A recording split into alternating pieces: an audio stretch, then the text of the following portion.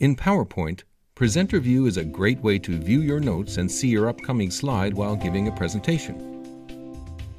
Select Slideshow.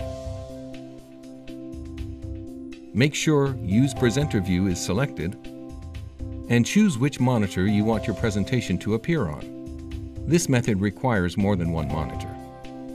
To start your presentation, select From Beginning. Use the arrows to go to the next or previous slide. On the right side are your notes, which you can make larger or smaller. To point to or write on your slides as you present, select Pen and Laser Pointer tools.